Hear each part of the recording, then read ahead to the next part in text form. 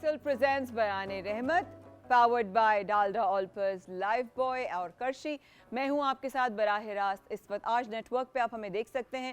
ہمارے علماء کرام کا سیگمنٹ بے حد پسند کیا جا رہا ہے. اس کی غالباً وجہ یہی ہے کہ جس طریقے سے عام فہم گفتگو کی جاتی ہے, عام فہم انداز میں کی جاتی ہے, عام فہم لوگوں تک پہنچانے کے لیے کی جاتی ہے, شاید اس کی مقبولیت کی وجہ یہ ہے کہ ہم کوشش کرتے ہیں زیادہ سے زیادہ اس نشست میں, اس محفل میں, اس مجلس میں ہم بتا کر نہیں, پہلے خود کچھ سیکھ کر جائیں. میری یہ دراصل بیسکلی میری تو کوشش یہی ہوتی ہے. وقت پہ جانے سے پہلے میں نے مفتی نور رحمانی سے بھی, جو میرے بھائی یہاں موجود ہیں, دونوں جواد بھائی بھی ہیں, نوری بھائی بھی ہیں, دونوں سے گزارش کی تھی یہ جو ٹاپک ہے آج کا ہر انسان اس سے ریلیٹ کر سکتا ہے. تھوڑی دیر بعد انشاءاللہ ہمارے بھائی پاکستان کا بہت بڑا نام حسان بن خوشی صاحب بھی ہمارے ساتھ شامل ہوں گے. نوری بھائی, مالک, نوکر, کفیل کیسا ہونا چاہیے؟ نحمد و نصلی علی رسولہ الکریم. اما بعد فاعوذ باللہ من الشیطان الرجیم. بسم اللہ الرحمن الرحیم.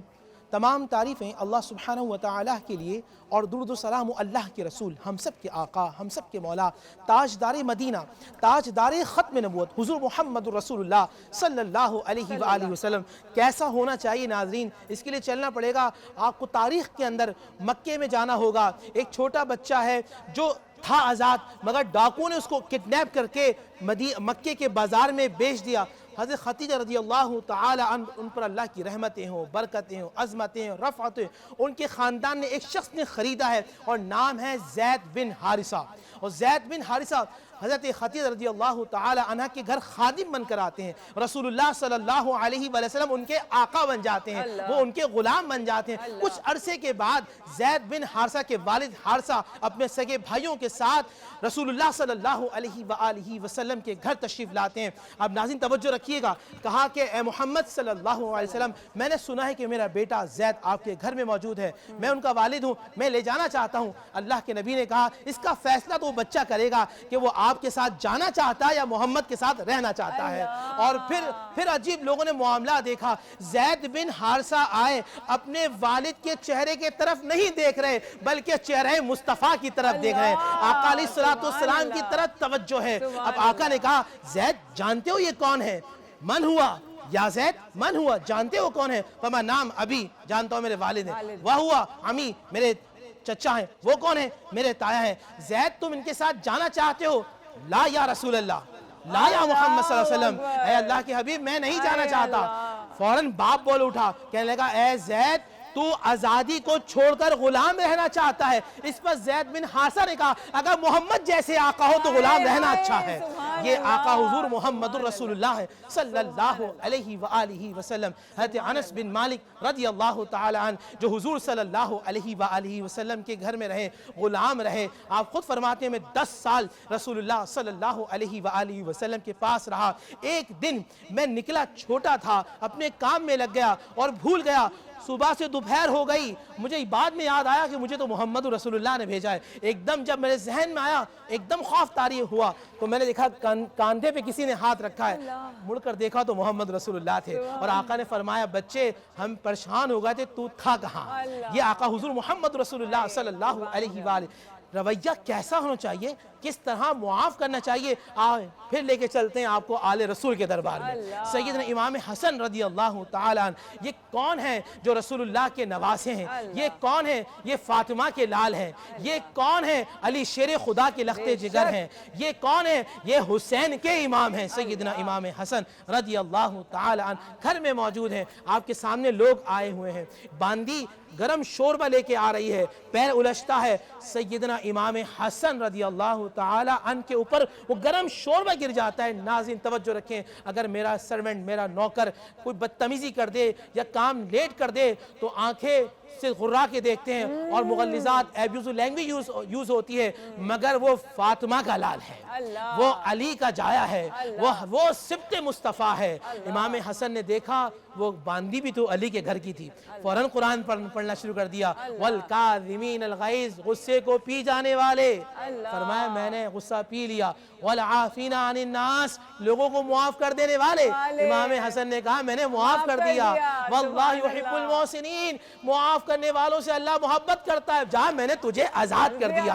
اللہ کے نبی صلی اللہ علیہ وآلہ وسلم مدینے میں موجود ہیں. مدینے ایک چھوٹا سا واقعہ, مدینے کے اندر آقا کریم صلی اللہ علیہ وسلم موجود ہیں. ایک صحابی آئے, یا رسول اللہ کم عافو عن الخادم, یا رسول اللہ میں اپنے غلام کو کتنی مرتبہ دن میں معاف کر سکتا ہوں؟ وہ غلطی کر دے, وہ گستاخی کر دے, وہ کام پورا نہ کرے, وہ کام میں تاخیر کر دے, وہ عجلت کر دے, وہ توجہ کا ارتکاز نہ کرے, یا رسول اللہ کتنی مرتبہ معاف کروں؟ فقال, آقا علیہ السلام فرمایا 70 مرہ, تو اسے 70 مرتبہ معاف کر دے. اور جملہ یاد رکھیے گا, معاف کرنا سیکھیں. اور یہاں ایک اللہ کے ولی کی بات بتا دوں, ایک اللہ کے ولی تھے, کوئی خادم ان سے غلام بدتمیزی کر جائے, تاخیر کر جائے, وہ دل میں ہی سوچتے تھے. ناظرین توجہ کیا ہوتی تھی؟